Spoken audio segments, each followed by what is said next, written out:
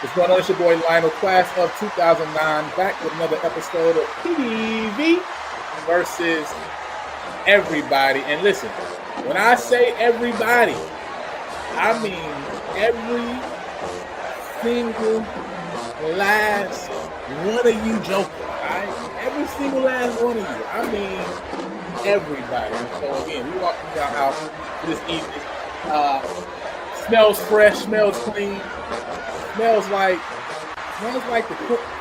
the quenching of the Slack West.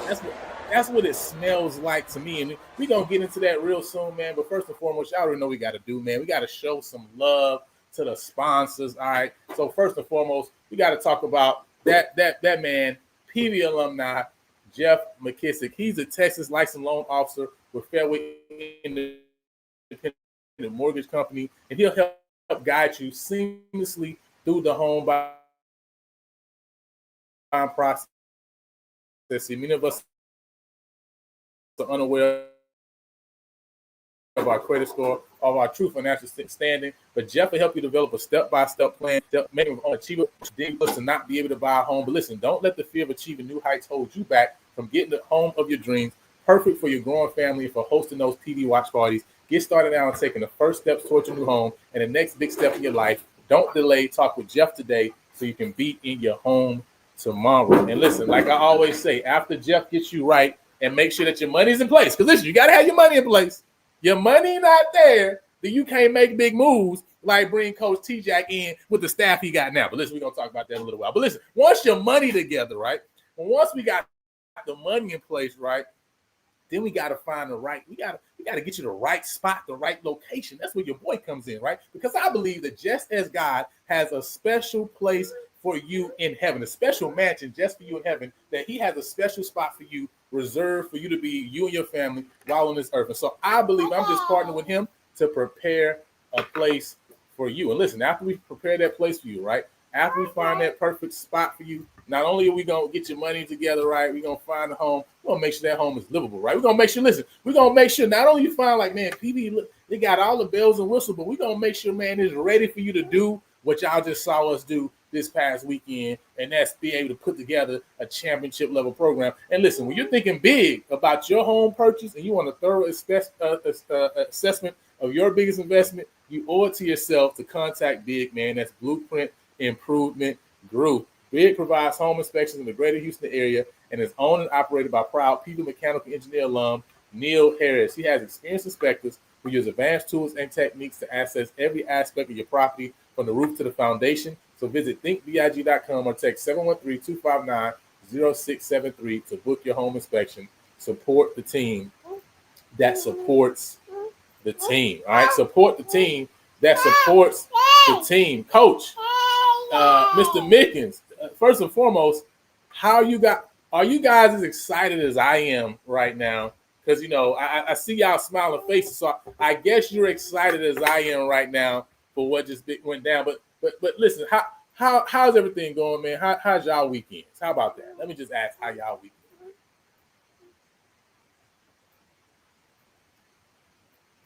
Hello, can you guys hear me?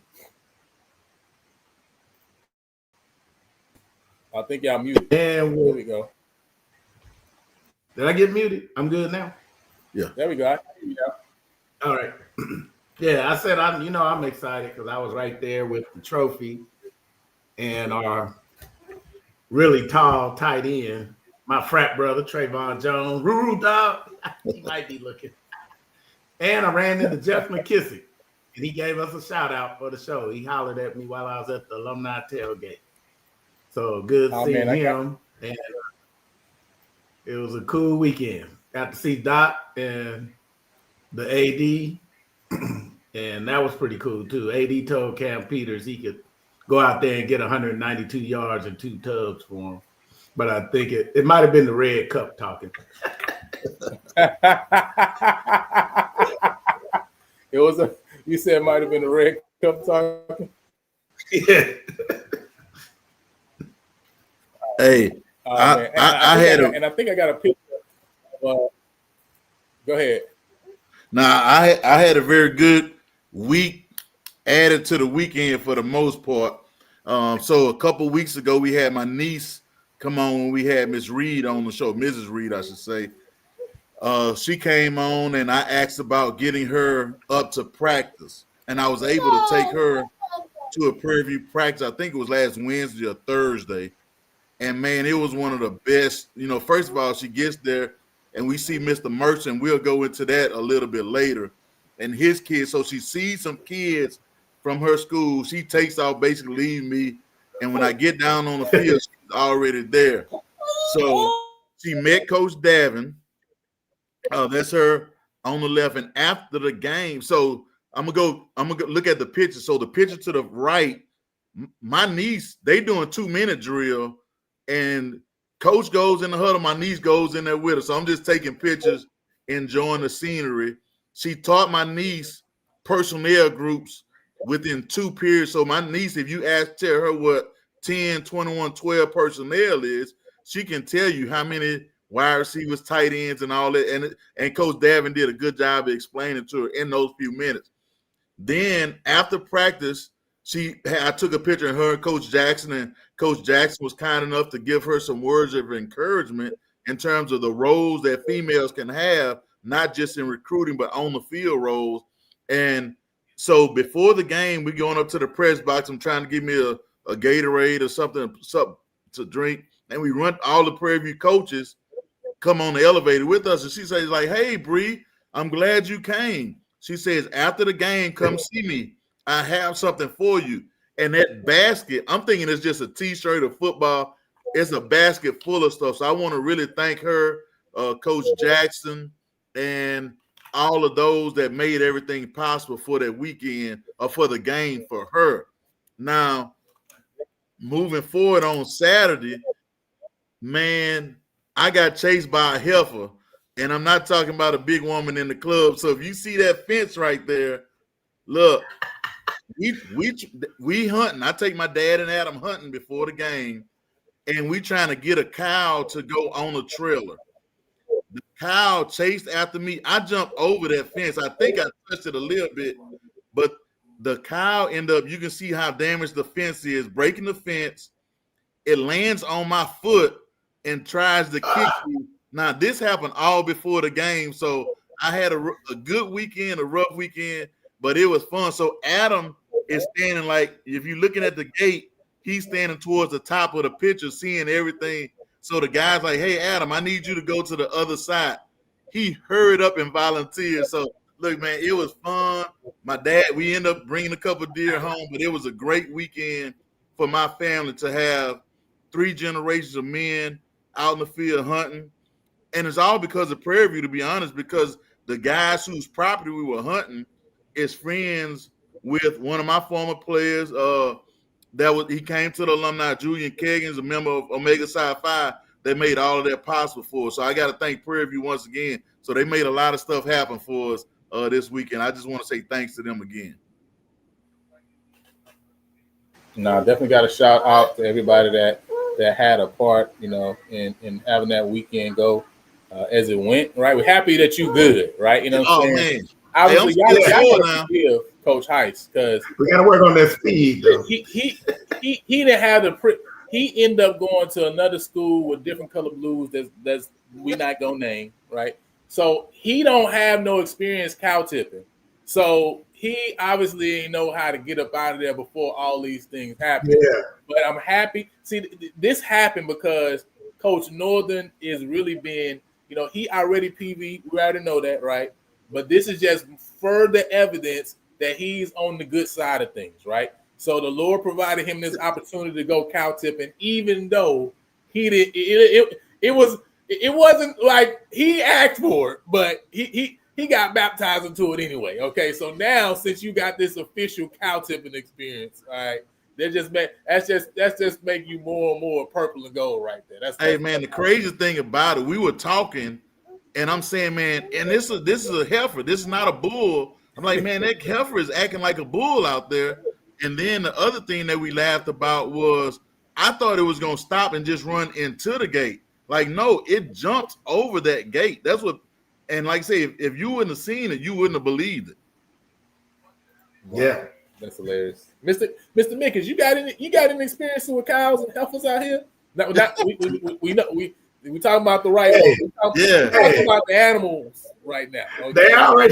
They already joke us and call us the rotator cues, the country cues, and they right. Because I didn't know nothing about cows in Kansas City, but I went jogging and took a wrong turn behind the farm over there.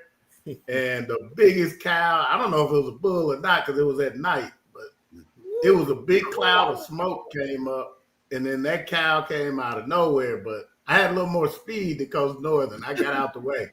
But he chased me down this long path, though. And then he was gone. I don't know where he went after that, but I just didn't look. I just was gone. You made But, sure yeah, you was out of there. I didn't even tip the cow. Wasn't even cow tipping. I was just out jogging. Oh man, you didn't get to tip the cow. The cow was trying to tip you. Yeah, he was trying to tip me. I was That's too right. quick.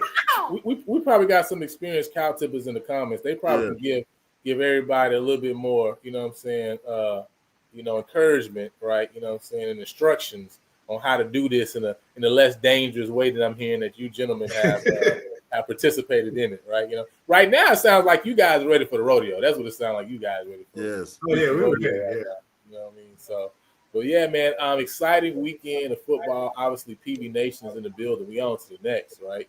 You know what I'm saying? Mr. Malone in the building. Mr. Jared is in the building. Like I said, also weekend PV from $63 million donation to the ladies volleyball winning the regular season championship and the Oh football. yeah, shout out to them.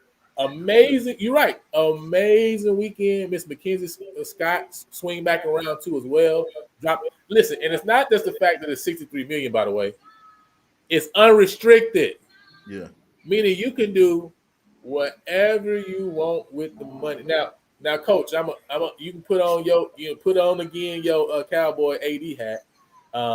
Maybe you put on instead of your Cowboy AD hat, right? Maybe you put on your president's, you know what I'm saying, cap here. Man, what you doing with this $63 million, man? Man, the first thing I'm gonna do is I'm going to, from an athletic side, I'm gonna make sure that my other sports besides football have a dedicated locker room. I'm going to make sure that my softball ladies have a place to go, baseball, track, even if they already have a space in the field house, I'm gonna move them out of football and maybe make some room for analysts, video, NFL scouts, those types of things. To be honest with you, I am surprised that there has not been some type of parent involvement in terms of getting those young ladies a locker room by now. That's my honest opinion. What you talking about for who specifically? Softball, soccer, track. Got it.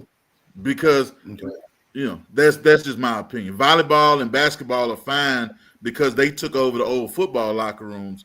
But those and like I played baseball at Southern when we didn't have a locker room facility. And you don't realize how much it costs to wash clothes when you have to wash your own clothes for practice. You can't just go in there and say, every day I know what I'm gonna wear to practice and go change clothes and get on out. That becomes burdensome to the student athletes, which it should not be. That's, like I say, that's my opinion as a girl dad, that I joke with my wife about Title IX all the time. So that would be my opinion. I would definitely do something for them quick, fast, and in a hurry if I could. No, for sure. Yeah, That makes I like sense. that. What you, Mr. Mickens, what you doing with the funds? What you doing with that 63 mil? I like what Coach Northern said. I didn't realize they didn't have a space to go. So I like that idea. But I also would like to, I don't know I would like to put it into some kind of community marketing. I mean, I know the football team went out and did community service, but it'd just be nice to, I don't know if it's a consulting group that can help us with that, but I would really like to take not a large piece, but a piece of it and invest into getting butts in the seats and what these people would do. Because like I said before, I still think we need to do a focus group with the ladies at PV because the population is about 60 to 70% female. And I think if you got them interested in the game, you could really increase your attendance, really for all the sports, just to see and, really invest into some guerrilla marketing, like go out to the surrounding communities and catch people, stores, town meetings, government officials, school officials, and just ask them, what would it take for us to have you guys take an interest? We have a beautiful stadium. There's no other stadium like that in the surrounding area unless you go all the way up to Texas A&M. And, what would put us on your radar to want to be able to come down and enjoy the stadium and then, invest in making the game day experience easier too. I think sometimes the parking can be a little, kind of a turn off because you come one week and you can park right behind Hobart Taylor, no problem. Then you come another week and they say, nope, you can't turn that way. Go that way. And then you go back and now you're fighting against the traffic. And somebody that's not diehard, that could make them say, you know what? Especially if you hadn't got your ticket yet. You're like, man, you know what? I'll just go back and where I was. But, I think that would be some kind of things too. And then some set aside for NIL as well, because I know sometimes people complain about some of the size of some of the other teams like basketball and things and volleyball. Well, some of those taller people, there's not a lot of them. So they're gonna, they cost now. It's a different era.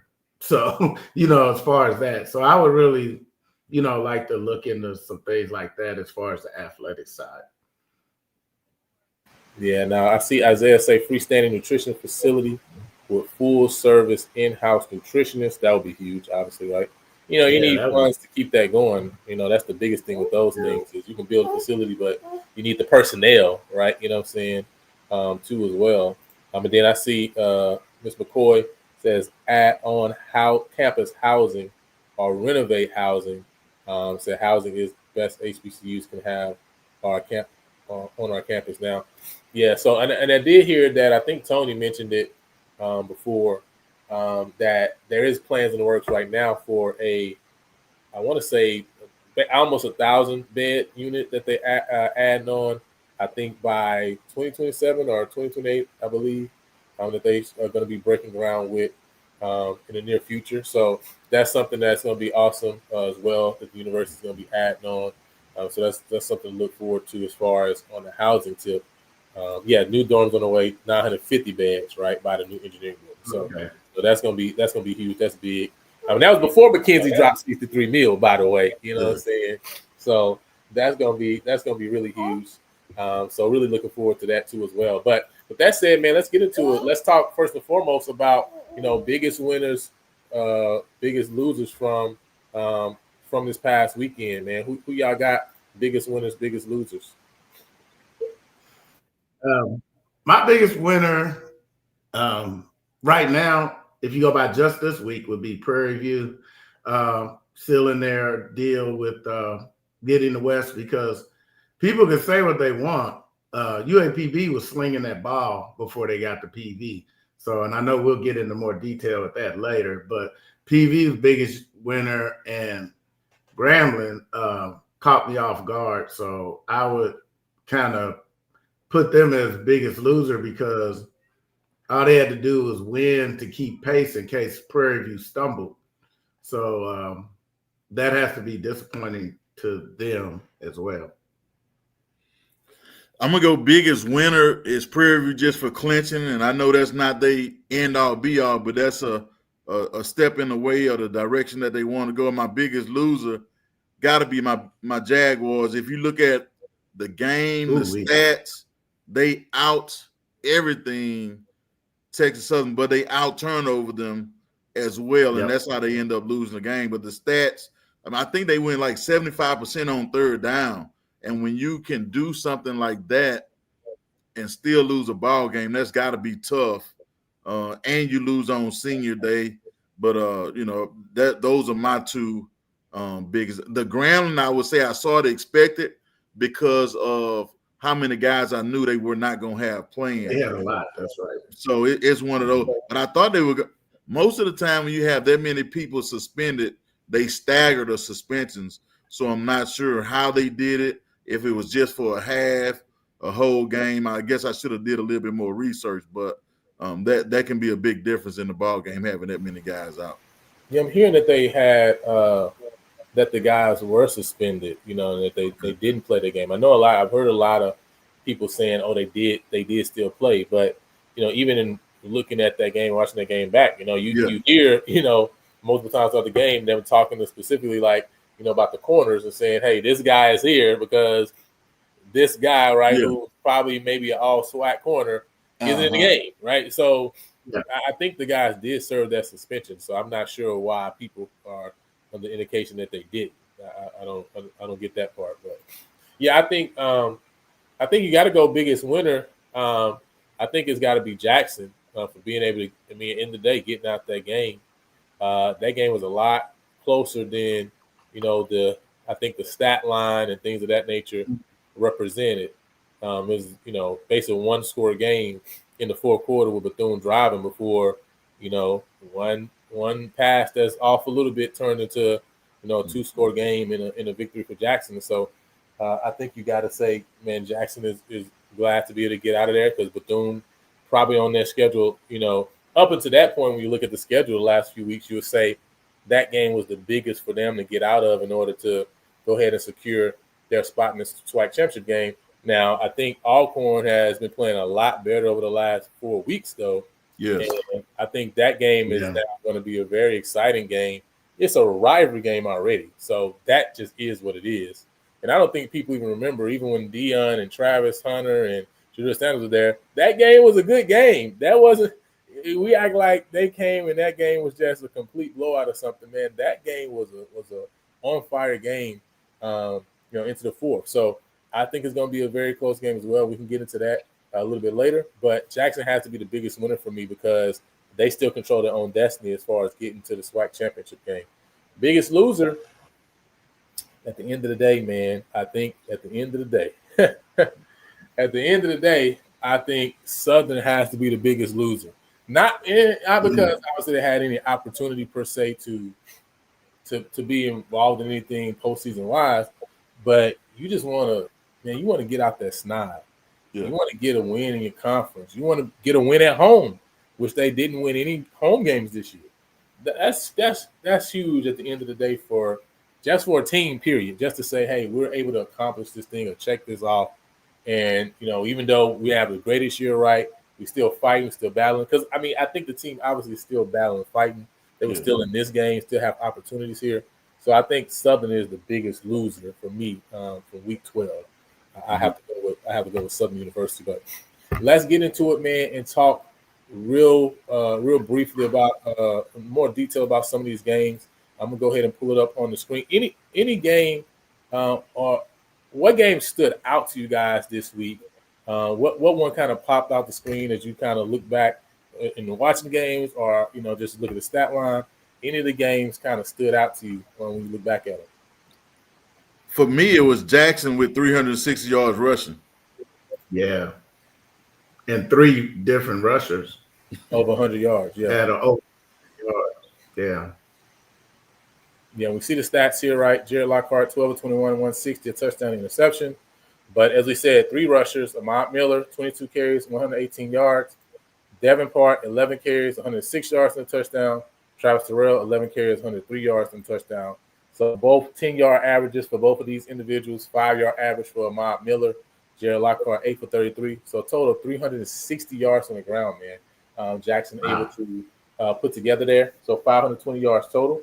And then Bethune-Cookman, man, only 75 yards on the ground, 69 of that for Cam Ransom, who basically was scrambling all game. Mm-hmm. And then he had 215 yards, 15 of 8 to 28 with 2 interceptions. And obviously the big one at the end of the game.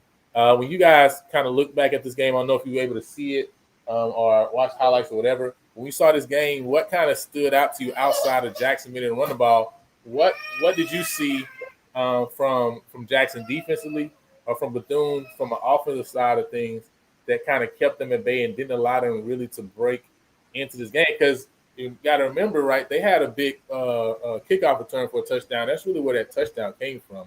They didn't put any points on the board any touchdowns on the board offensively. They had that Okay. one as a return touchdown. So, any thoughts on just that battle between Bethune's offense that have been looking really prolific throughout the last 5-6 weeks versus Jackson's defense and how they were able to come in and kind of keep them at bay this game? I'm gonna go Yeah, I back to think Jackson. Okay, go ahead. I'm sorry. Yeah. Good. Oh, go ahead, Coach, because I wanted to kind of piggyback on your thing. So the stat that stood out to me was Jackson was 25% on third down.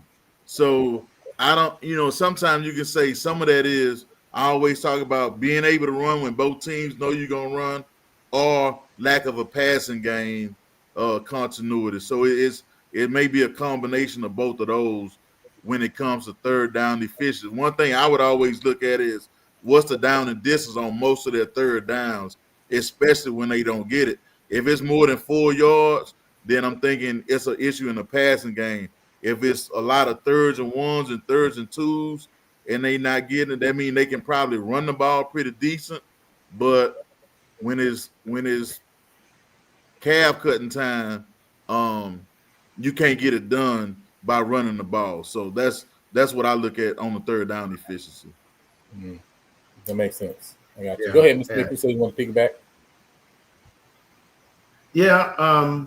One thing that stood out for this game is the way Bethune has been having a track meet in all their games this year. So I expected Jackson to score more points, but with them keeping the ball on the ground so much, I see why they, it wasn't a very high score, but they were able to bottle up Bethune-Cookman, which I thought they would be good for at least 2 touchdowns or 3. I thought it would be a shootout, and it ended up kind of remind me of, one of them games, where the other team wants to ugly it up because they know that their offense is not going to just open it up. So they want the game as ugly as they can. And those yardage per rush attempt for the running backs for Jackson State, yeah, they really imposed their will. And it looked like, Bethune was, they were worn down by that fourth quarter with all that rushing attack. That was a lot of leaning on them. And Ken Ransom, a lot of those scramble yards was really him just trying to get away because they were screaming. And I mean, they chased him around quite a bit without a lot of blitzing. And I know people didn't like how JSU looked, but I think the way BCU was playing, it made Jackson State play kind of an ugly game. And so I think they're still trying to hit their stride. I know that, their coach, Coach TC, kind of likes his games safe. So he don't want to sling it all around the yard if he don't have to. Right. And with the rushing working, it looks like to me with that. Now, the only thing they ripped off a lot of long runs, which is one of the reasons why, looking at the box score could throw you off. They didn't convert a lot of third downs, but they got a lot of first downs by just giving somebody the ball and they ripping off a long run. So that was kind of the thing there. But now my question to both you guys, though, before we leave this game, if the starting quarterback was available, if Morgan was there, if you could run this successfully, would the game plan have changed a lot? Nah, I think what most coaches try to do is have a complementary package, but not have to change a whole lot. So I don't think Jackson is going to change much when you can turn around and hand it to those guys and throw it when you want to, instead of when you have to. That's a great luxury to have, especially when you can outsize just about everybody that you're going to play against. I mean, I think the main difference is that you would expect Morgan being an older guy in the program to be able to make some of those throws that maybe Lockhart missed on, which obviously changes, numbers, changes how many first downs you're able to get. It also it may change the confidence of maybe the offensive coordinator, and instead of calling a running play on that, like Coach mentioned, 3rd and 4, right? Instead of saying, hey, let's see if we can go ahead and run and get this, it may change the play call to say, hey, give him a run pass option because, hey, this guy is a older guy that I know is gonna make the right read on the field, et cetera, right? Versus, this guy's a freshman, we don't want to put too much on him, right? Or allow him maybe to get us out of a, get us beat, right? Either, right? Because I believe my offense line in the running game and our defense can win this game at the end of the day. So I'm not going to let us lose the game, if that makes sense. So, I think that is also something that is probably in the back of their mind as well. Not even back in the mind, something that's on their mind, period, of, we're going to put him in the best position to play well, but we're also going to put him in a position where he's not going to beat himself, right? Have to think too much. Let's move on. Florida A&M, Alabama A&M. This one turned out to be a really good game, Coach. 26-23 victory for Florida A&M. It was 13-12 Alabama A&M at halftime. It was 16-19 Florida A&M up by 3 at the end of the third quarter, and then both teams able to score a touchdown in the fourth quarter. And of course, Florida A&M able to come away with the victory. And looking back at again that early in their year and kind of the mid-season game with North Carolina Central, overall, obviously FAMU isn't where they would like to be. But overall, Coach, 5-5, 4-2 in the SWAC right now, sitting third in the SWAC East. I got to think that they've kind of really done a good job of kind of calming down and salvaging their season. Again, by no means is it a championship, because they're not going to have an opportunity to play for the SWAC championship. But I think overall, when you look at where they started the year after the first couple of weeks and where they are now, Florida A&M has to be happy with being able to kind of like stem the tide in a sense, to be able to kind of start building some momentum, as a lot of coaches talk about, not for this year, but to go into the offseason with and continue to build coming into 2026. Looking at the stats, 20 of 24 for R.J. Johnson, 299 yards, 3 touchdowns, a total of 93 yards rushing. Thad Franklin, 16, only 65 yards, 6 for 34 for Jamal Haley. We talked about in the passing game, Canary Wilcher, 4 receptions for 91 yards. Jalen Rogers, 1 for 27 in a touchdown. Wilcher also had 2 touchdowns, right? And we talked about Alabama A&M. Eric Hanley's back, 20 of 33 for 227 yards, a touchdown, 1 interception. Morrow, 18 carries, 136 yards, 1 touchdown. And so Alabama A&M able to move the ball on the ground and through the air, 233 on the ground, 227 through the air, right? Davion Walker, 4 receptions, 63 yards, and a touchdown, right? But again, the big difference here was Florida A&M just being able to really punch it home, be able to take home the victory in the fourth quarter, and then hold Alabama A&M, from a scoring standpoint. But any thoughts on this game as we kind of look through the stats here? Just when I look through the stats, Alabama A&M did everything but win the game. When you look, if you just look at the numbers, but they did have the 1 turnover. So that's one of those fans that say, man, we out everything, but at the end of the day, it all goes back to the scoreboard. So I think FAM will still be disappointed because if they win the Bethune game, their food might taste a little bit better. But other than that, they're not going to be happy unless they are going to SWAC championship game, bowl game. Other than that, they're not going to be happy in Tallahassee. That makes sense. Yeah. And this one's tricky because, once again, box score podcaster, I didn't get to see much of this game. And but man, looking at it, it looks like A&M won the game. If you didn't look at the scoreboard, they had less penalty yards. They outgained Florida A&M, and it just looks like they won. But like you said, that 1 turnover must have came at a critical time, and that must have been what ended up doing them in. And also it looked like they had a slow start since they weren't able to score in the first quarter. So sometimes the momentum thing is what's going to get you. So interesting game. I thought being at home, I thought Alabama A&M would put up a big fight and be able to push back Florida A&M, but Looks like Didn't go down like that. FAMU won. I mean, they Yeah, still they pushed won. them. You know, it was a good game, right? They were in this game.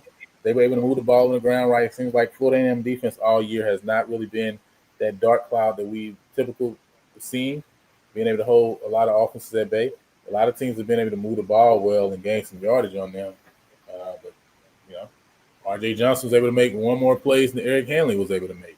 And I think that's the end-all, be-all for this game and the score. So moving on to another game that was a really good one. Grambling and Alcorn State. Alcorn State able to come away with a 27-16 victory. Up 14-3 at halftime. Grambling pushes, right, gets within 1 point at the end of the third. But you see that fourth quarter, 13 points.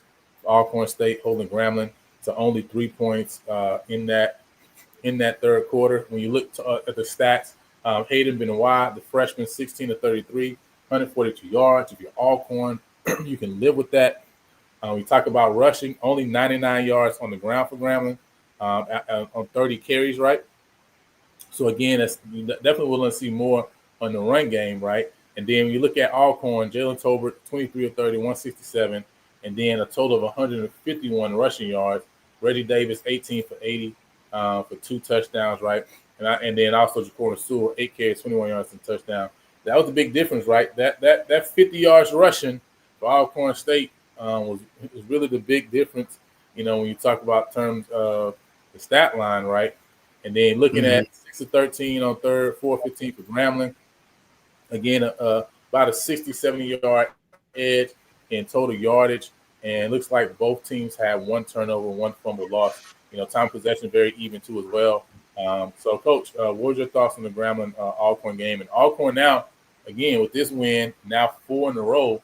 So now they're 5-6, 4-3 in the SWAC, with an opportunity to get a big win next week in the rivalry game to maybe get even on the season and also finish with a positive SWAC record.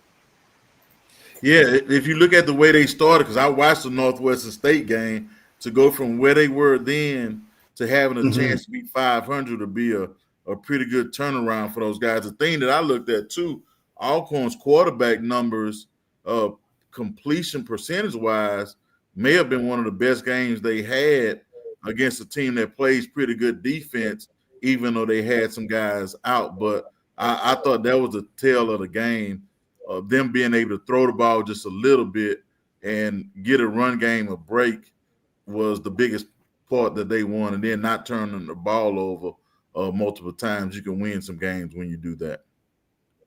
Right. And the Meat Eaters really took care of Tolbert. He had some nice passing lanes to throw to, and he made a big play. I want to say it went for a touchdown, and they called it back.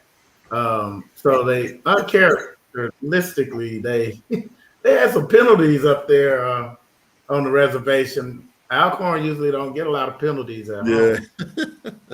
That is true. Right? They must have had a typical crew down there. Yeah, they didn't have their crew, the one that lives there. Yeah, so they say it's on a couple spots I can eat food in this town. I'm gonna make sure my food is always warm and taken care of. Okay, they ain't gonna have that special sauce on it. There ain't gonna be no special sauce on my food.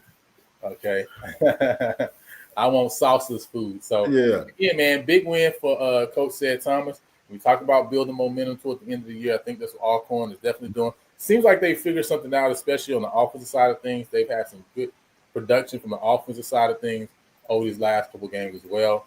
And so, you know, they have Jackson to end their season next week. We skip this game real quick. Texas Southern and Southern 35-30, 21-14 Southern at half. 7 points by Texas Southern in that the third quarter. Southern puts up 3 points on the board, but then that fourth quarter is the big difference. Texas Southern 14 points to Southern 6, and able to bring that game to a close. Looking at the stat line, KJ Cooper, another game of over 200 passing yards, 17-20 for 210 and 3 touchdowns. And then also, when you look at the running game, 159 yards total. Lawrence Butler, 14 carries, 65 yards, and 2 touchdowns. And then, of course, we look at on the receiving end, you know, able to get a lot of guys involved, in this game, Trenton Leary had 5 catches, 40 yards, a touchdown. He's somebody who has been, kind of missing MIA, right? Throughout the year as far as really getting him the ball and letting him be the playmaker he is. And so this is a game that he was able to get those touches to be able to get in the end zone. That really helps Texas Southern out and getting this victory. When you look at Ashton Strada, 11-21, 191 yards, 2 touchdowns, did have that big interception, right? And then Barry Remo, 24 carries, 120 yards. Cameron McCoy, 6 for 53 in the touchdown. And Ashton Strada also had a touchdown as well. So 224 total rushing yards for Southern. But, man, this one again was a heartbreaker as they wasn't able to pull it out. What are your thoughts on this game, man, and on where both these programs are, Texas Southern and Southern?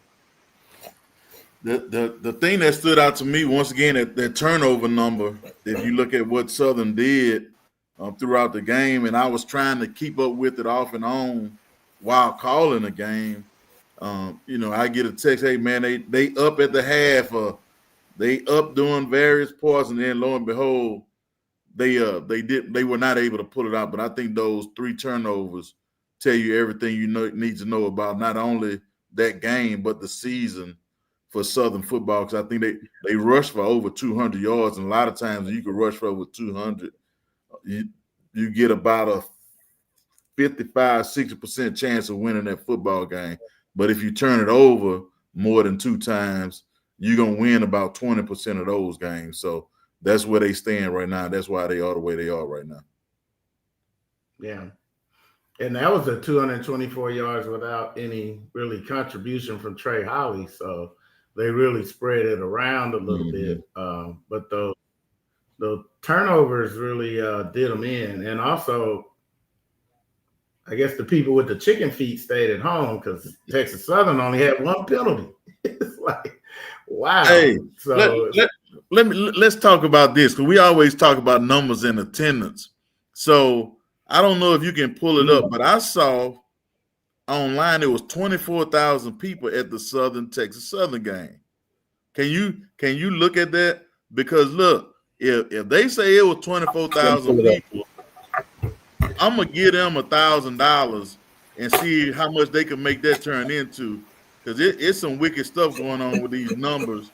And hey man, I need them to count my money. I promise to God I do. Yeah. 24,679. Wow. It didn't look like that on TV. Hey, so they had a lot of people at the concession stand lines was long or something like that. Well, Coach, we've been talking about it for a long time of how these numbers are be numbering, right? You know what I mean? So that just really is what it is at the end of the day. The numbers be numbering, So I gave my tickets away to Perry with the Jaguar Journal. Let them give them away to somebody, because I knew we were not gonna make it down. But our 5 must have turned into 50 or something. But man, 24,000 to watch a 1-9 team at the time. Hey man, thank you, Southern. I just don't get it. He said 18,000. 18. He said may have been close. So Bloom says may have been closer to 18,000. Yeah. Hey, listen. The numbers. What's the total? What is Southern's stadium total? Like what's the capacity? In a hole. Is it 26? I'm not 100% sure. I thought it was somewhere 26. And I'm not sure how they count the end zone, maybe up to 31. Let me see. But yeah, man, I just saw that number and it just popped out to me. But I need those people to count my money for sure. 28,500 is what it says. Yeah. 28,500. Yeah. But I did hear it was a better crowd than was expected, and they were actually into the game because it was a close game. So, you got to give them kudos for that. But, that number just threw me for a loop when I saw it. Yeah, I mean, it was probably senior day, right? So, I mean. Yes, it was. Mm-hmm. So that would make sense, right? You know what I mean, as far as having people come out, as well. So yeah, man. So again, let's go to the last game before the PV game. real quick and look at that one. So this last game, Alabama State, Mississippi Valley, 41-3, 13-0 at halftime. Alabama A&M State turned it up 28 points in the third quarter. Valley still 1-9, 0-6 in the SWAC. So I think they have 2 more games because they have the FAMU game that was moved. Is going to be now after the Bethune game, right? So that's what they're going to play like the Thanksgiving weekend. So that's why they only have 6 SWAC games so far. But Alabama State basically able to take care of business, right? Cruise to victory. Doesn't really talk about that game. I mean, they was able to handle the business. Alabama State has Arkansas Pine Bluff next week, right? So again, they need to win to give themselves a chance to still get in the SWAC championship game, which I think they got an opportunity because at the end of the day, Alcorn Jackson is a rivalry game, right? Yeah. And anything can happen in those rivalry games. And again, Alcorn has been playing well, toward the end of the season. I still think Jackson has the upper hand there, right? But at the end of the day, I think it's a game. Now, let's talk about this one really quick. And Mr. Mickens wanted to mention and talk about the QBs because, as you see, there's 2 names here, right? But people are looking for this name right here and trying to figure out where did this one go, right? But 18 of 15, 78 yards, 1-1 for 2 yards, so only 80 yards passing and 1 interception for Arkansas Pine Bluff this game. Were able to rack up 173 rushing yards. Jalen Jennings, 20 carries for 114 yards and a touchdown, right? And so they're able to put together some yardage on the ground. Of course, Cam Peters, 20 of 24, 269 and 2 touchdowns. Tevin Carter, by the way, 2 of 2, 87 yards and 2 touchdowns, which is crazy numbers. So 356 total passing yards with 4 touchdowns, 288 rushing yards with 4 touchdowns. And as you can say, obviously, the game was just out of hand. 15 for Beeman for 135, 2 touchdowns. Lamaje McDowell, 6 for 32 and 2 touchdowns. Right, a lot of guys able to touch the ball in the running game. Josiah Rockwell with 5 extra catches. Cam Bunner with 1 for 65 in the fourth quarter.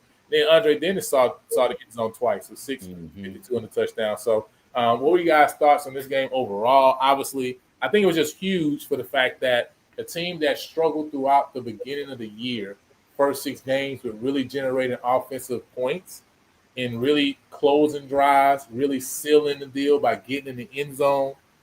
I think it's huge what we've seen over the last really 4 games, going back to really starting that homecoming game against Lincoln that was shortened. But the point is, playing a team, Coach talked about it, we need reps. We wanted to play the game because we need reps. We want the count, right? We want the win and the reps. And you saw that, being able to, cross that threshold. Coming back, you had Alabama State, not necessarily the complete total that you wanted, but seeing how we were able to jump out quick, put points on the board, able to score 28 points. Then you got Alabama A&M 48, and now you have the 56 against UPB. And listen, I don't care what team it is. 56 points against anybody, you got to be happy because that's a lot of points to score in a football game. So what were you guys' overall thoughts on the game? And then I got a couple other questions too as well I want to ask you guys. But what were your thoughts on the game? I thought they opened it up, and we had a couple instances where we got a little lucky on the pass because I've never seen a guy grab the interception, run with it, and then throw it to another wide receiver. That's the first time I've seen that one. So, but outside of that, Cam Peters stayed calm. Once again, another game where the meat eaters took care of the quarterback.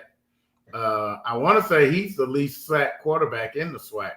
And so shout out to the meat eaters, don't get that twisted. And then also, even though their leading rusher had 114 yards, a lot of that was on one play that gave them their only offensive, score like that other than the field goal. So, but it's interesting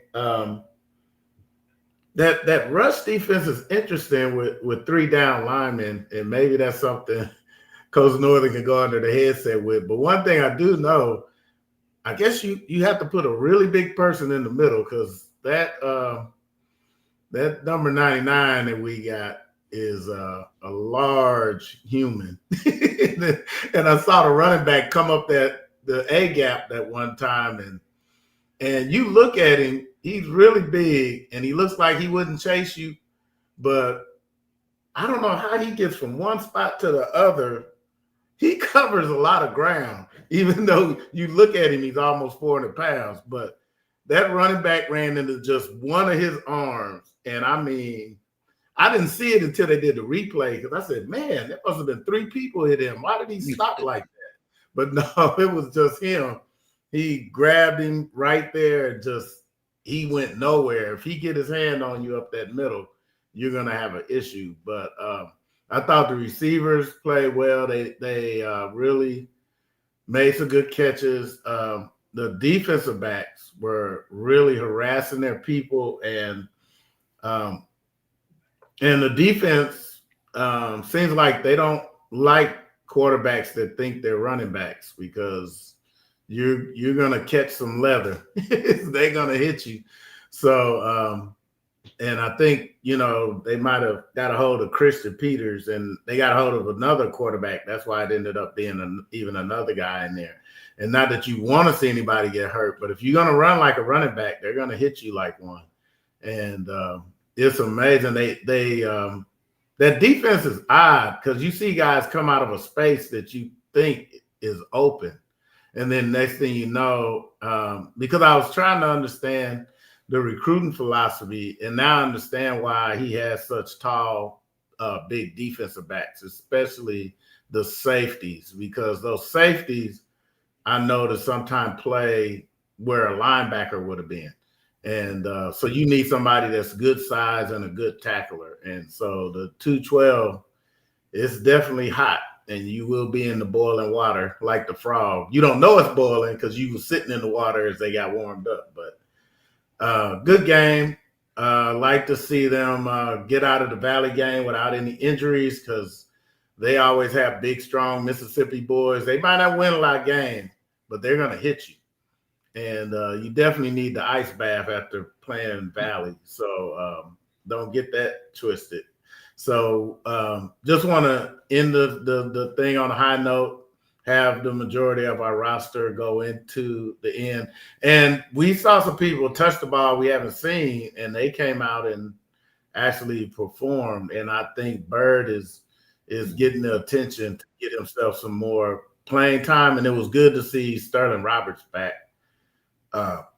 Man, he's really a general on that defense. He's a little slimmer than Zach East, but he reminds me of that guy out there in the middle, because Zach would be kind of just that whole area. And that's kind of like how Sterling Roberts is. So really enjoyed the game. Just would like to see more butts in the seats, but the ones that were there were very enthusiastic. So enjoyed the game. I tell you what, you could say 56 points is a lot versus anybody, but I guarantee if you talk to them coaches, they'll talk about maybe that lull a little bit in the third quarter where they felt like they left some points on the board because, it almost got boring. And then the fact that you wanted to come out and take Pine Bluff's morale away and you give up a long run. So I'm pretty sure that was harped on. A couple things. Davis 30, when he hit that quarterback from Pine Bluff, and I like this as a football player, I'm pretty sure that kid probably went, he made a noise because he tried to get up, got up for a second and went back down. That let you know it was a great hit. From that standpoint, that was one of the best. We call it an alley shot. That was a great hit. And Coach talked about physical football. That's physical. He just ran and just didn't stop running. Ran through the guy, not to him. Sterling Roberts. I talked to him after the game. I happened to go down on the field, and I saw him, and I just told him, like, hey, man, I know you don't know who I am, but I really like the way you play football because you can tell he's very in tune to what they're doing on the defensive side of the ball. Elijah 99, he cancels pretty much every A-gap run. So you're thinking, man, we ought to be able to run against a 3-man front with one linebacker in the middle. Well, you think about it, 2 of those gaps are canceled out. If they playing with 4 techniques, we talked about it, head up on the tackle, you sort of thinking, well, maybe we could get some B-gap runs. You're probably not going to get those. Oh, and them guys that's hanging off the edge, they trigger very fast when they see it's a run. Oh, and if you think you're going to motion to one side and leave a cornerback to make the tackle, I talked to Zachary as well, they do a good job of tackling when they have to get put in the run game. So it was a good game. I know they would have wanted a shutout, but that's what I saw. The other thing, look, so I get a text message. My niece has decided she's committing to Prairie View. So all the other SWAC schools can So the other thing, we go to practice. Hey, Coach, listen, you're moving too fast. You're moving too fast. You're moving too fast. Congratulations, you know what I'm saying, to you, niece. All right.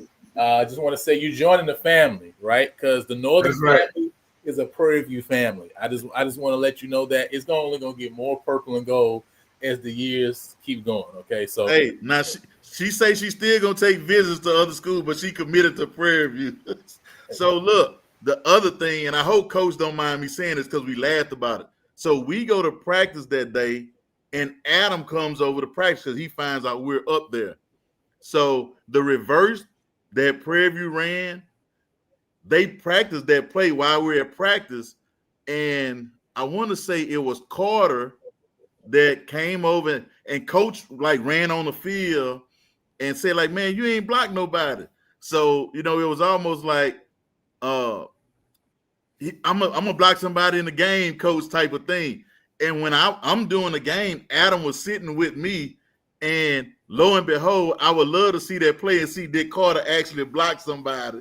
He did. He did. He was the reason it sprung for that big play. I know that was so me and Adam laughed about it when they ran the play. We looked at each other, and Adam said he jumped in front of the guy. It wasn't a devastating block, but it was a block. But I didn't see it very well. But man, we had a very good time at practice, and the game was good. So, like you say, y'all favorite freshman is enjoying himself at Prairie View. Hey, listen, he's our favorite SWAC West championship freshman. Yeah. You know what I'm saying? Who also is now learning to wear purple and gold at the football games, right? You know what I'm saying? So listen, Adam, Adam, we gotta get you on the show.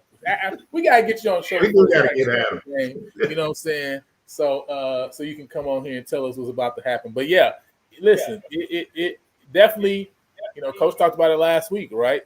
On the coach's call. Say, man, you came around here, you'd have thought we lost the game because we left so much on the field, and we still ain't played a complete game. And like you said, I think that was the big one. I was actually shocked too that they actually received the ball this game. That's something that is typical all throughout the season. We've seen that they've deferred into the second half. So I thought it was really interesting. I don't know if that was something they say, hey, we want to work on this because in case, right, in the future we have to receive the ball, we want to know how to handle this position versus maybe it being the opposite. I don't know, right? But that was the first time I seen us win the toss, but then say, hey, we're going to take the ball. Were you kind of shocked by that too, Coach?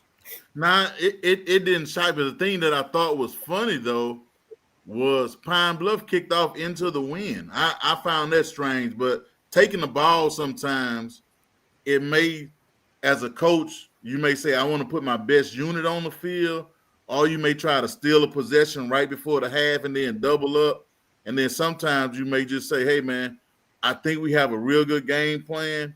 Let's get up early and try to see if we could demoralize these guys. Right. Coach, you said that she love the country that much. Listen, Prairie View ain't but a hop, skip, and a jump away from the city. The city is about to be on Prairie View. Y'all don't understand the dynamics of Houston right now. Listen, everything in that area is turning into something concrete at this point. So it ain't gonna be country too much longer at all whatsoever.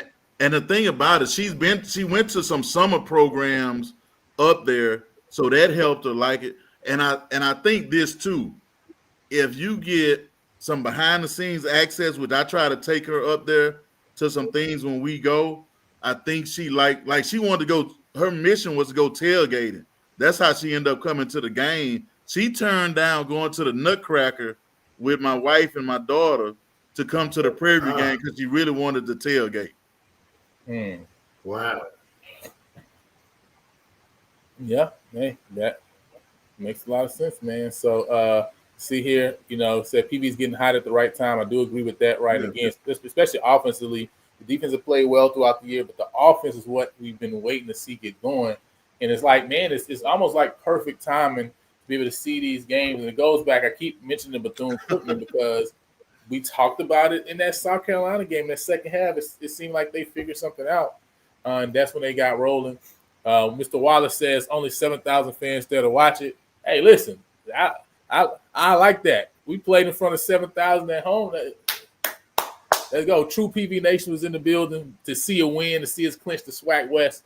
So shouts out to PV Nation for being there, as well. But now, when you look at, kind of the offensive coordinator coaching and Coach Buckner, I think, he's a lot of people have been looking and say, I like this or I don't like that, right? What do you feel like he is right now? And him, Cam, right? Coach Jackson, right? Run pass. It seems like they've kind of figured it out as far as what they want to do, especially situationally, because I think that has really been kind of where they're trying to work kinks out. We've moved the ball throughout the year pretty well, 20-20. It's been, hey, this real hot third down on the 19-yard line.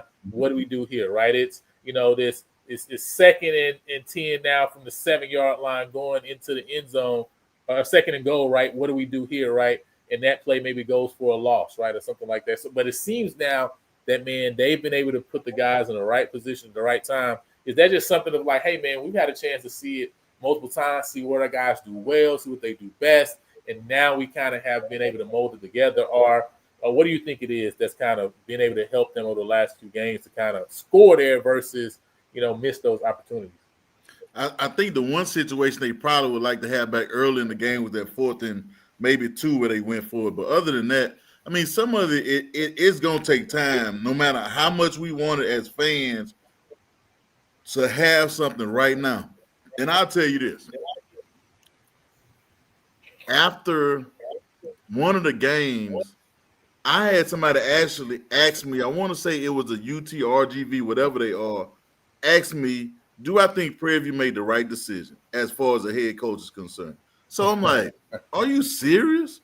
But it is funny to me. The coach in me sometimes looks at some people based off of what they say about football. Like, man, I see why you cannot like fans at times because of some of the things that they say, and then the nerve to say it to a coach. So, but I knew one unit was going to be good the first time I saw him practice the defense, because that is a tough defense to practice for.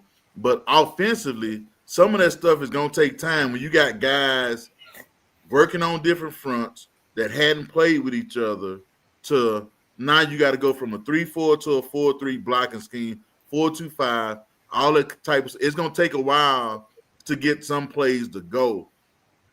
And then figuring out how are you going to get it done.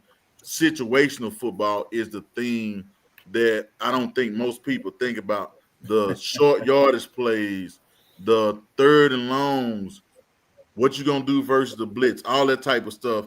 I don't think people really take into account of how hard football can be and how hard it is to win no matter who you playing against.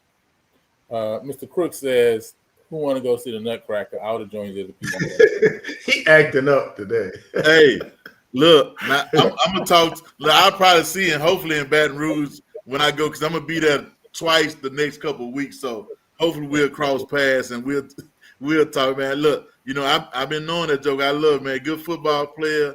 But look, that crow got to be mighty tough over there that they eating in Baton Rouge now.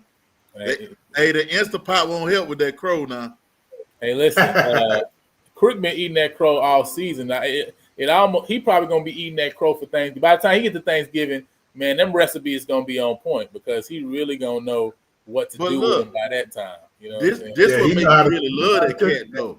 Joker gonna talk noise whether they win or lose or not. That's the type of people you're dealing with over there. So them talking noise should not bother anybody. I mean, listen, Coach, I knew I was on Twitter, right, and I keep you out of my mess. You know what I'm saying? I keep you out of my mess. But I was on Twitter, and some guy gonna tell me, like, I can't wait till y'all lose the championship game because then you're gonna finally stop talking. And I had to tell him, like, sir, you really are misinformed if you think that losing gonna make me stop talking. Okay, that's not what this is here. Okay, I'm gonna talk because that's what I do. Okay, I'm gonna talk. All right, so that just is what it is, man. But last, thing I want to mention, right, and bring this up, and I'm bringing this up because, I think Coach has made a good point of talking about, and I did a show, I think, 2 years ago when we won the Western Division, and it was called a Celebrate Then Accelerate. That was actually the title of the show. You guys go check it out because I think some of the things I said in that show I think still apply, right, to now and into the future. Is you always got to celebrate victories and accomplishments and things that you do. You need to celebrate it. I think sometimes and it's just life, period. Sometimes individuals are so focused on whatever that extreme goal is, you never get to the extreme goal because you don't have the momentum and the wherewithal to get you there because you didn't celebrate along the way, right? You didn't celebrate the fact that you lost the 10 pounds. So getting to the 100 pounds, man, you end up falling off because it seemed like there was never any time for you to sit and welcome the I got this done, right? You know what I'm saying? But then I think on the other end, some people get to the 10 pounds and celebrate too much as if that was the goal in the first place, and they never accomplish a big thing. I think that you can fall off on both sides, but I think you have to understand that, listen, there's a lot of schools, Southern, right? Grambling, UAPB, right? We got D-Live in the building right now. A lot of schools would love to say, at the end of the day, with all the talking that people doing, a lot of schools would like to say, man, you've been to 3 SWAC championships in 5 years. Really, you had a chance that you shot yourself in the foot to go to 4 in 5 years, right? There's a lot of schools that would love to say that and have an opportunity even to play for a SWAC championship game. That needs to be celebrated at the end of the day. You got to celebrate that because that is an accomplishment. That's something big to be able to take care of your division and be able to win your division, get to the championship game, right? There's only 4 schools that can be having conversations about football. As FAMU, that's Jackson State, Southern, and Prairie View the last 5 years. That's the conversation right now in the SWAC. That's it. Nobody else having no conversation about SWAC anything, okay? So you got to celebrate that. But then you also got to realize the SWAC West really ain't a championship at the same time, right? Like, I like the trophy and all, right? But it also isn't a championship. So I can do both. I can celebrate something big like, man, the last time we went 5-0 was in 2009. We should celebrate the fact that, man, we took care of every team in the West. There was no team in the West that we faced that we didn't beat. We got to celebrate that accomplishment because, to me, Coach Northern, the way you get to going 8-0 in the conference is by celebrating the fact that you went 5-0 in your division, right? It's one step to another, right? We also talk about the defense and what they've been doing. People always are pouring salt on our success and saying, hey, y'all statistically got a good defense, but y'all ain't no good defense. Well, I'm gonna celebrate my statistically good defense, okay? All right. And so the least passing yards allowed in the FCS, I'm gonna celebrate that. Because what do you want? You want me to have the worst passing yard defense you want me to worst statistically? So I'm gonna celebrate that, right? And so this is something for us to celebrate and for us to look and say, we're on that road and in that transition to where we want to be, right? To where this is something we look at as, hey, it's a normalcy. We expect to go 5-0 in the division, but you build on that, right? Step by step throughout. And so I just wanted to say that right before we go to this first opportunity to talk, man. And Coach Northern, this week we got a couple questions that people wanted to talk about as we going, going under the headset. And I think last week we had a couple questions that people talked about. And my little daughter took my phone. I just realized that. My phone with the questions on there. But I know one question that was asked that, we want to give you a chance to answer and talk about was specifically about just when you talk about, a coach's role, right? And them looking and dealing with individuals and with players, right? What does that actually look like, in term, and then also there was a question specifically about what was your hardest decision that you had to make as a head coach of a football program. So we'll start it off with those two, and then they give me a chance to get to some of the other questions. So a lot of times the main role to me of a football coach is to set a vision and to be the face of the program on and off campus. I can remember sometimes whether I had to go meet at an alumni group, having to go across campus.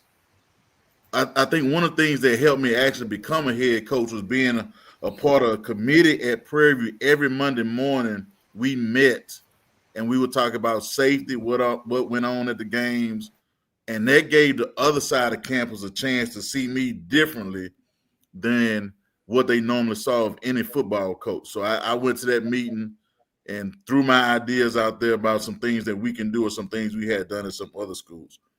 The biggest role was just trying to be organized and trying to take obstacles away from not only my coaches, but my student athletes. I think that was the biggest thing, trying to help them go from one step to the next in terms of whether it's their football dreams or their academic dreams. The other parts, I think, sort of came easy, but I would say one of the drawbacks with me is I can be brutally honest, which I don't think should be a term. I'm going to just tell the truth. I'm going to tell it like it is, and you deal with it the way you want to. The other part is I don't do politics well. I'm not wishy-washy. When I say something, I mean it. And a lot of times when you on a campus and you dealing with people, that doesn't bode well for some head coaches. So that's one thing I would say. The role is to clean up for everybody else.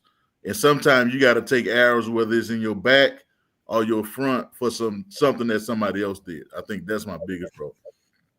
I'm going to tell you some of the hardest things. I'm going to tell you 3 hard things that I had to do as a football coach. Number 1 is making a decision to terminate somebody when I didn't believe they should have been terminated, but I understood it. And I took it upon myself to say I will do it instead of somebody else doing it. That was the hardest decision, I think, because when you talking about a coach with kids, it's a totally different ball game. The other thing that was very hard for me in a decision-making role was I never cut a kid when I was a head coach at Prairie View. But I may make a decision, especially if that kid was somebody that I recruited and if they were on full scholarship, and I could see keeping the kid on full scholarship can change the dynamics of their life. I have sat kids that probably I know I sat kids that were starters and say, look, man, you're not going to play football this semester. Stay in school while we at practice. You go to study hall, and once this semester is over with, I will reevaluate you being on the team or not. So that was another hard decision. The other hardest thing, and this is probably the absolute hardest, we had a young man pass away, Tyler Dixon. He wasn't on the team, but he was still in school at Prairie View. And if anybody know Tyler was like the team barber. He was the team cook. If you needed a place to stay, you could stay at Tyler's house at a moment's notice. And he passed away the year after he finished playing at Prairie View. And having to go to the apartment while he's still there but passed away, having to talk to his mother, and then having to speak at his funeral was and lo and behold, Tyler cut Adam's hair. And he was one of Adam's favorite players because when he Tyler cut Adam's hair, and I wanted to cut Adam's hair, but when Tyler would cut Adam's hair, he'll cut it up and he'll say, ooh, he gonna kill him today. He had this funny way of just getting along with him. And that is the absolute toughest thing that I had to do as a football coach at Prairie View A&M University. So those three, firing somebody, keeping a kid on the team, even though I knew he was not going to play that year, and having to speak at a young man's funeral was the three toughest things.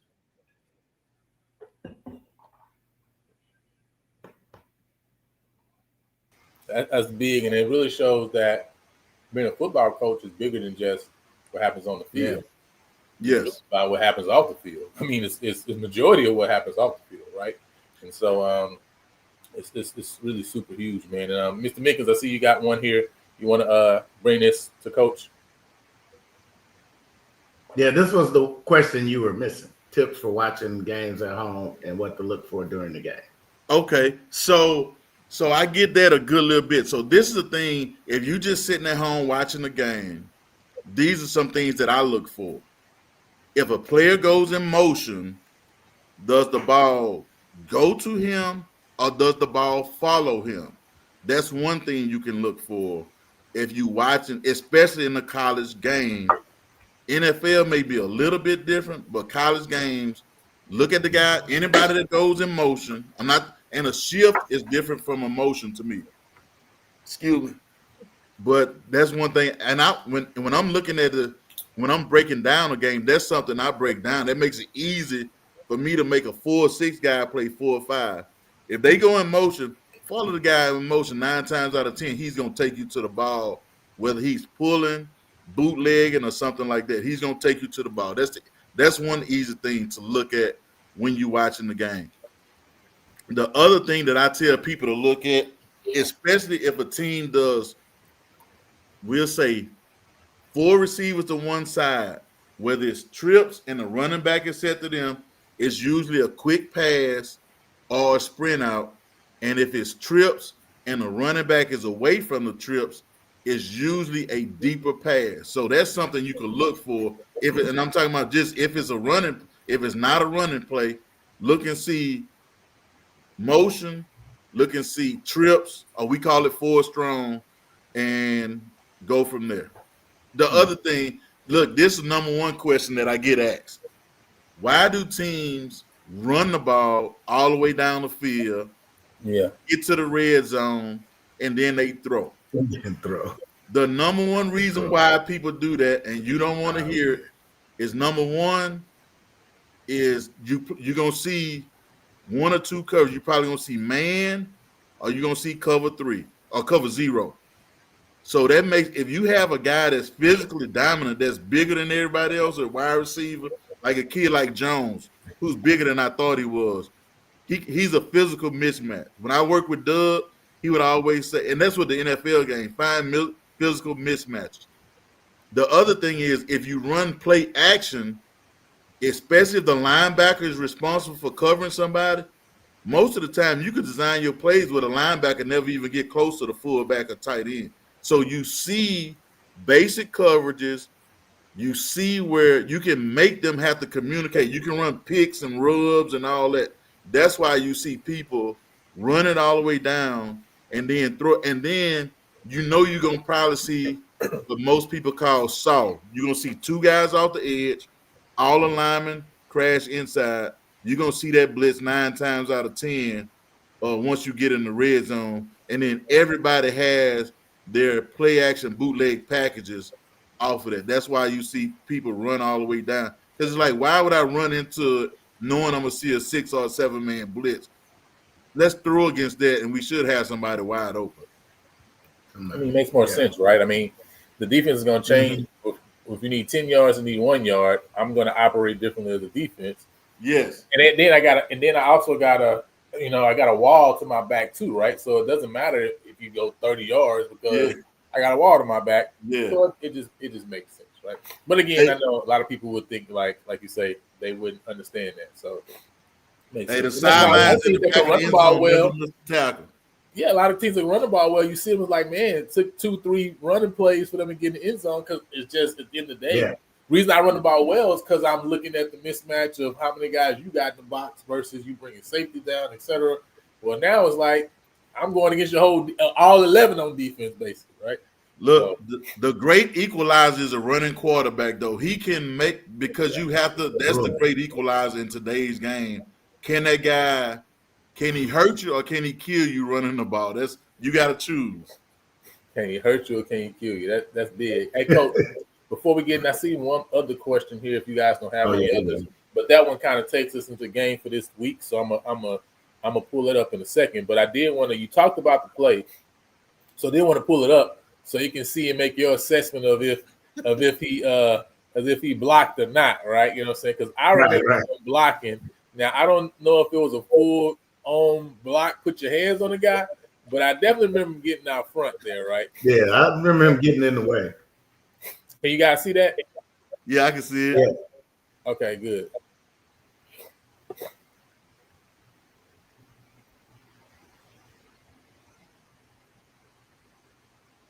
Here you go right there. There you go. There's the block. Look, he fell down. He knocked it down. Hey, is that a pancake? That's a pancake, man.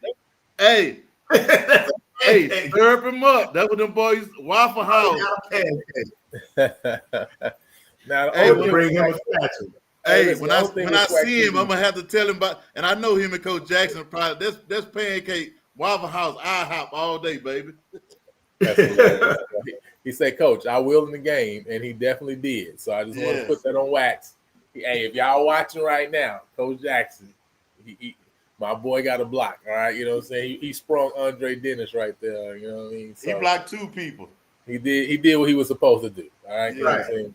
But now, going into this last question, which again leads us to this upcoming game, right?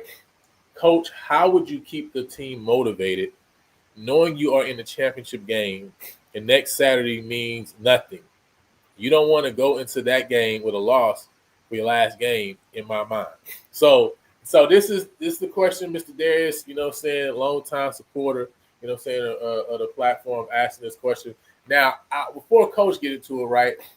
I think there's no game that means nothing. I mean, that's a fallacy in the first place, right? You know what I'm saying? Because first of all, I want to win every game I play, period, point blank. Not only that, right? I want to keep building momentum that I've been working on and building in the first place. That's number two. And then 3, at the end of the day, man, when the last time, again, we just talked about going 5-0, right? Yes. We said we 5-0, right, in the West. We haven't done this since 2009. Well, when the last time we won 9 games? I mean, to me, that's important. To me, that's like, hey, you win this 9th game, you win a SWAC championship. When the last time we won 10 games, right? So to me, no matter how you want to frame it, the game is important. If we want to say, if this game doesn't go the way we want it to and we lose, can we still do thus and so? Yeah, for sure, right? That you can still do thus and so. To me, that doesn't take away from the fact that the game is still important, though, right? It's still an important game for a million. It's important because what is your defense going to do out in the second half after they helped to shut down the team for the second half? When 3 games over the last 4 or 5, I've seen them give up a big play that have allowed the team to get back in the game. Can they, in this game, actually close the door on the team? Because they haven't done that yet, right? You know, so it's still important to me, right, from the overall standpoint of how we even played a complete game. So, but Coach, what's your thoughts on this? So this is what, and I don't want to put, but last week wasn't a goal. The one thing I would tell guys, if we playing against somebody that I would say we might have a chance to, as you say, shut the door, go out there and play very hard while you out there. The standard is the standard. It doesn't change who we playing against. The other thing is play well enough so your partner that play behind you can get in the game. And then once you get in the game, if you're a second or third team guy, show us why you should be playing, because you may get out there in a game and make a play, and lo and behold, somebody may go down in a championship game, and coach may say, I'm not going to put that guy in that's normally been in that spot.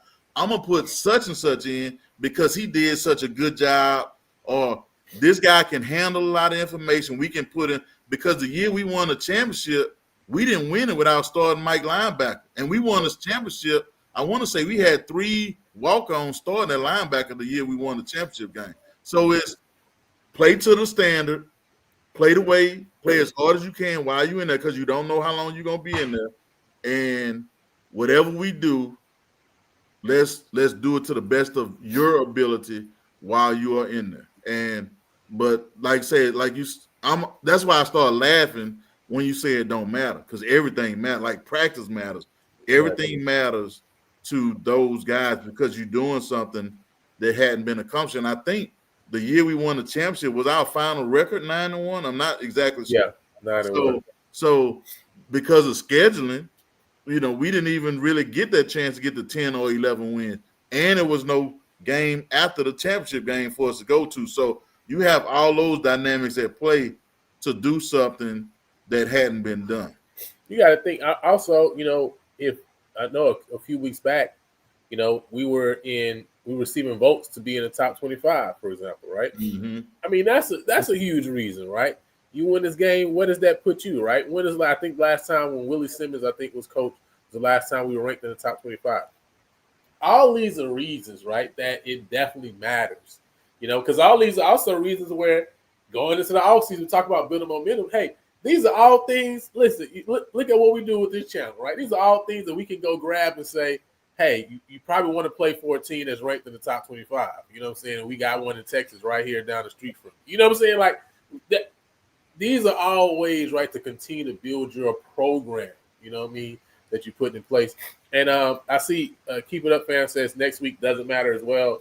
Play the backup, see what you got when it comes to rotation of players versus you play it smart and don't risk injury, right?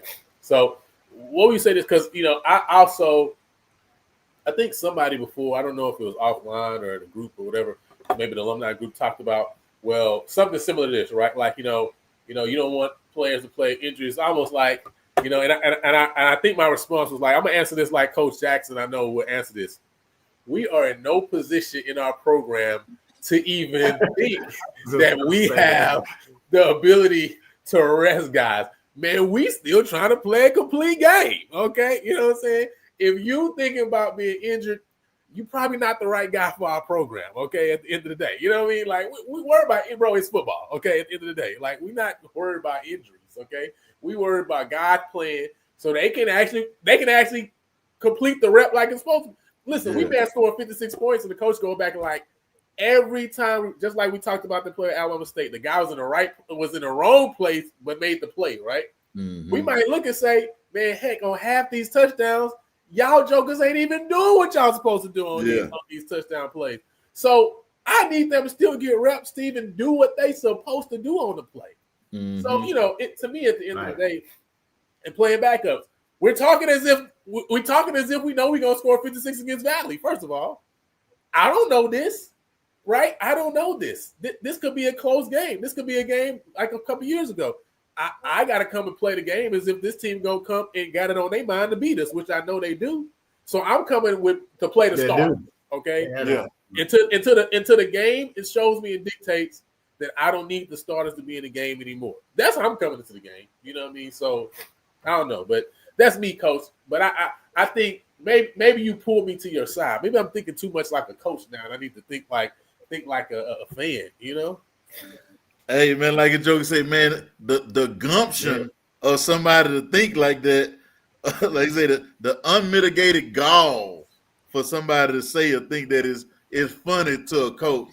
Like there you go. Just the thought of some of the stuff that's said, and I don't want to put words in Coach Jackson's mouth. I'm pretty sure if I'm gonna say a lot of coaches probably think the same. Like, man, it's crazy for people to even think like that. Right. Because no coach thinks like that. No football coach, no real coach, I would say, sort of thinks like that. Nah. Mr. Mickens, what's your thoughts on these nonsense that we hear?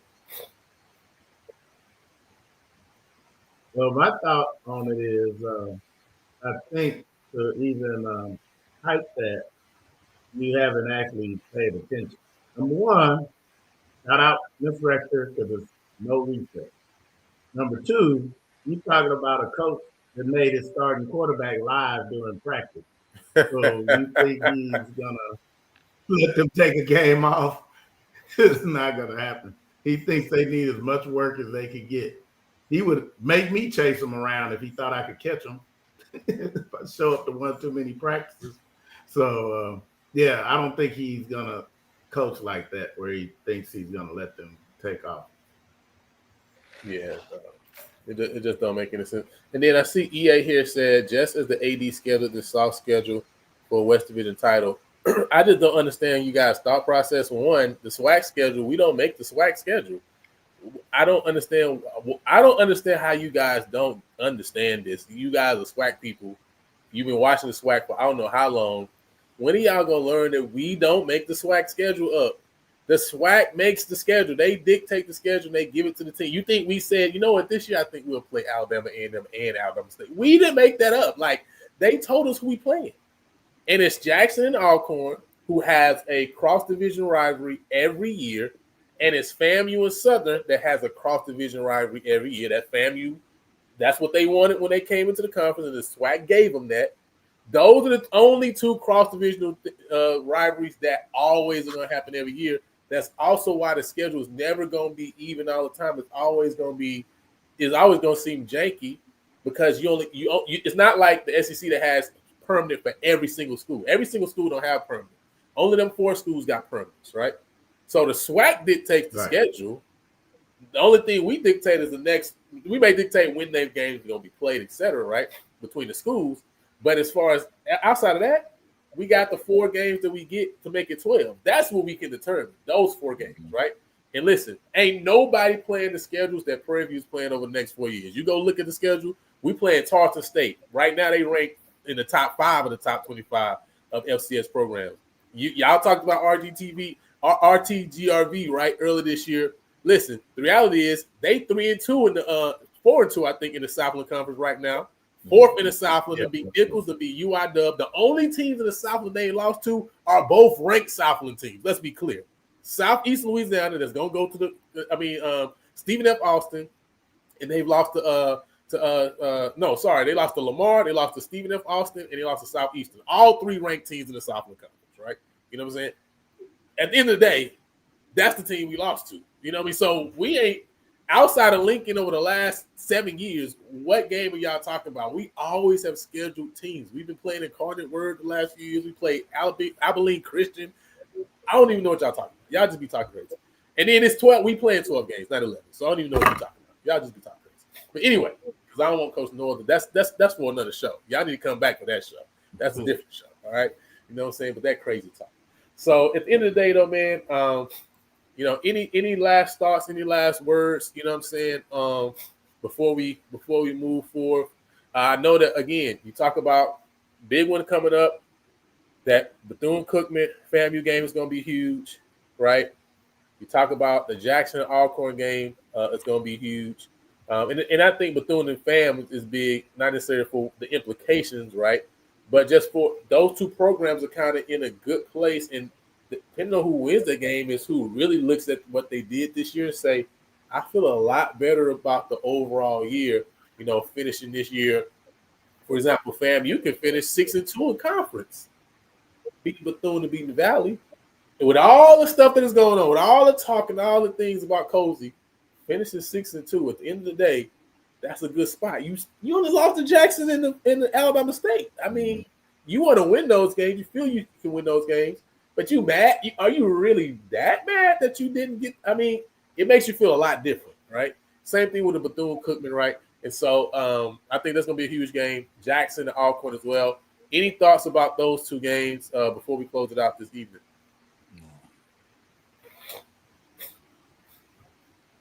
Nothing. Mr. Mickens, anything?